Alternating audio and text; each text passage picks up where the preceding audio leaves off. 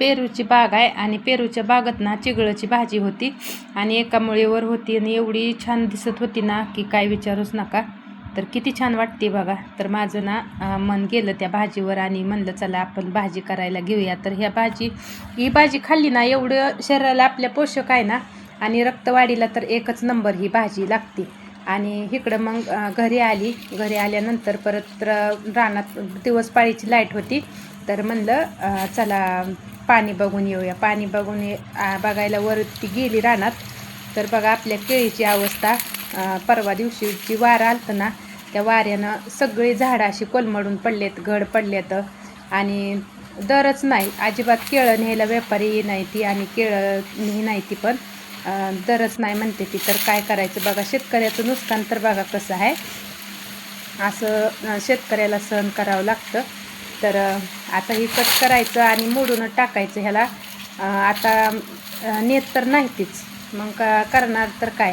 आणि शेतकरी असंच पडत तर नाही ना ठेवू वाटत. ही कसं वाटतंय बघा तुम्ही. बघायला पण ती कसं तर वाटतंय. इतकी बिकट अवस्था केळीची झाली. म्हणजे शेतकऱ्याच्या कुठल्याच पिकाला भाव नाही. केळी असू द्या, वांगा असू द्या, द्राक्ष असू द्या, टोमॅटो असू द्या, कुठल्याच पिकाला शेतकऱ्याच्या भाव नाही. फक्त युद्ध तिकडं चालू झालं आहे पण शेतकऱ्याच्या युद्धमुळावर उठलं आहे असं मी तर म्हणेन. तर बघा ही मकाचा प्लॉट आहे. तर आता ही मकाचा प्लॉट आपला घालायला आला आहे. तर सुरुवात करायची या आणखीन 8 दिवसांनी. म्हणजे आत्ता सध्या ना ही भिजवून घेतले आणि इकडं घासाचं बॅट किती छान आलं आहे बघा. आणि तिकडं परत ह्या मोकळं रान दिसतंय ना समोर. ह्या रानात पण वैरण टाकून घ्यायची होती. ट्रॅक्टर सांगायचं होता तर तिथं पाणी गेलं रानात मोकळं. तर आता 2 दिवस परत आणखीन आपली वैरण टाकायची लांबली. नंतर ना मग घरी आली आणि घरी आल्यानंतर मग असं बघा दुपारी थंड असं ताक होतं फ्रीजमध्ये. तर ती ताक म्हणलं चला पिऊया. उन्हातनं वैरण काढून आलं ना मग असं दमल्यासारखं होतं आणि नको वाटतं. तर म्हणलं ताकानं तेवढीच उन्हाचं एनर्जी येण्यासाठी 1 ग्लास मी ताक घेतलं. आणि बाहेर वैरणीला जायचं म्हणलं ना मग 2-3 तास तर जावं लागतं. आणि वैरण घेऊन आल्या. पण आता 3 ते 4 दिवस तर काय वैरणीला जायचं टेन्शनच नसतं. कारण काय एकदम वैरण आली ना मग काय नाही निवांत. आता निवांत झालं. तर फक्त गाय करायच्या आणि त्रास म्हणजे फक्त वैरणीचाच बघा. बाकी कुठला त्रास नाही. बाकीचं मग कामं करायला घरच्या घरी ती काहीच वाटत नाही. आणि इकडं मग जरा म्हणलं थोडंसं निवांत व्हावं. तर इकडं परत तोपर्यंत आहोंचं चालू होतं. 4चं टायमिंग होतं आणि वैरण मला कट करून द्यायचं चालू होतं त्यांचं. तर मी लांबूनच थोडंसं शूट घेतलं. त्यांना काही माहितीच नाही की मी शूट घेते म्हणून. तर मी हळूच म्हणजे त्यांना कळून नाही दिलं. नाहीतर त्यांनी लगेच मला असं कावलं असतं की मला घ्यायचं नाही व्हिडिओमध्ये असं त्यांचं सारखं चालू असतं. आणि ही मला मदत असते त्यांची वैरण कट करून देणं. बाकीची थोडी छोटी मोठी कामं अशी करू लागणं ही मला त्यांची मदत नक्कीच असते. तर मग ऊन लागतंय. 4 पावणे 4 वाजले होत्या. तर बघा तरी पण ऊनच लागतंय. असं 6च्या नंतर ना मग जरा असं ऊन कमी येतंय आणि मग बरं वाटतं. एवढा उन्हानं त्रास होतोय ना. तर खरंच सगळ्यांनी उन्हाची तर काळजीच घेतली पाहिजे बरं का. पाणी आपल्या बॉटल तर संगतीच ठेवली पाहिजे. आणि आपल्या शरीराला तेवढाच थंडावा पण पाहिजे. एवढं ऊन आहे की काय विचारूच नका. असं दमल्यासारखं होतंय उन्हात गेलं की. कधी एकदा सावलीला जाईना असं होतंय. आणि मग इथून पुढं ना आपलं संध्याकाळचं रुटीन आता चालू झालं. तर म्हणलं चला आहोंचं तर वैरण कट करायचं चालू आहे. तर आपण लगेच तोपर्यंत दुसऱ्या कामाला लागूया. मग मी गायींच्या गोट्यात गेली आणि पहिलं गेट लावून घेतलं. तर गाई तर बांधून घ्यायची असते त्या पहिलं आणि मग नंतर झाडू मारायचा आणि शेण उचलायला चालू करायचं. तर निसर्गाचं वातावरण असं छान वाटत होतं म्हणून म्हणलं थोडंसं इथं पण शूट घेतलं. छान वाटत होतं. तर इकडं मग असं बघा आबाळ आलेलं आणि 4च्या नंतरचं टायमिंग तर किती छान वाटतंय ही. म्हणून म्हणलं थोडंसं दाखवावं. आणि इकडं ना गाय बांधून घेतली आणि बांधून घेतल्यानंतर मग वैरण टाकली. पण ही आपली गाय जी विली ना ती गाय थोडीशी वैरणच राखती. ती सारखी तिच्या वासरीकडेच बघती आणि वैरण पण ठेवते अशी कुंडीत. तर सगळी वैरण खायला तिला असं तब्येत तिची एकदम ठणठणीत व्हायला कमीत कमी 8 दिवसाचा तर काळ जाणार बरं का.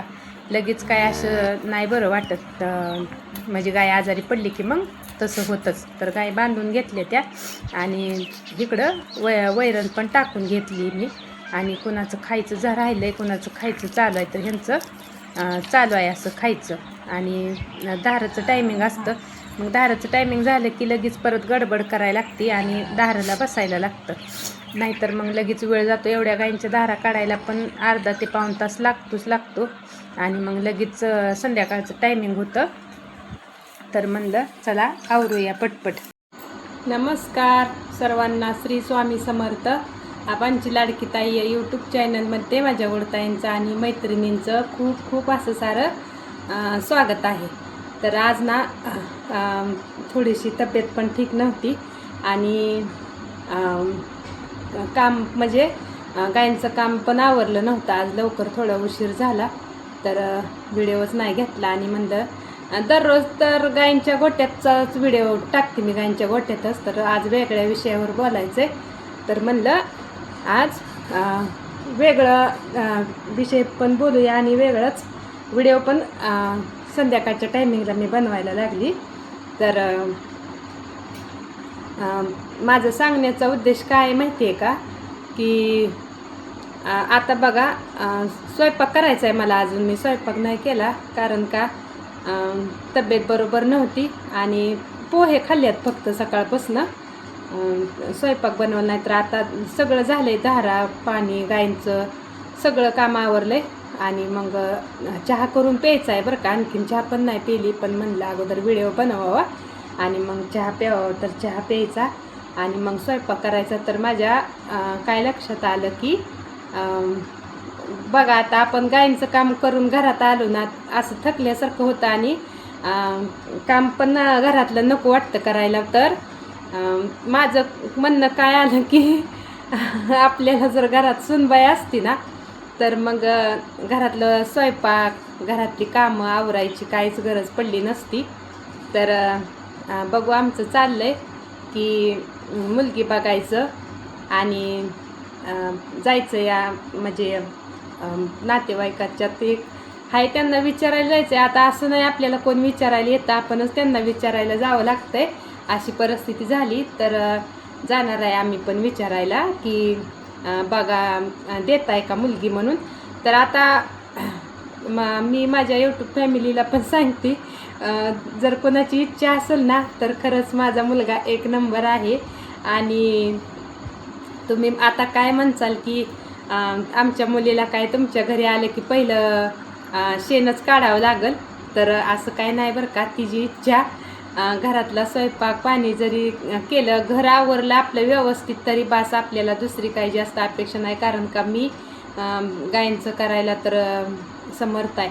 आणि बघा तुम्ही आज अशी परिस्थिती झाली, शहराकडं लक्ष असतं मुलीच्या आईचं. तर शहराकडची परिस्थिती कशी झाली बघा तुम्ही. आता गॅस पहिलं कोरोनात बऱ्याच लोकांनी शहर सोडलं आणि गावाकडं आली, गावाकडं येऊन जीवन जगली आणि ती कसं तर त्यातनं सावरलं. तोपर्यंत आता ही संकट अजून उभं राहिलं की गॅस भेटत नाही, गावाकडे येऊन राहायची वेळ आली. आता गावाकडे आपल्या तसं आहे का बघा तुम्ही. गॅस संपला तर आपल्याला जास्त टेन्शन पण घ्यायची काय गरज पडत नाही. लगेच आपली चूल तयारच असते बाहेर, चूल पेटवू शकतो आपण आणि लगेच स्वयंपाक करू शकतो.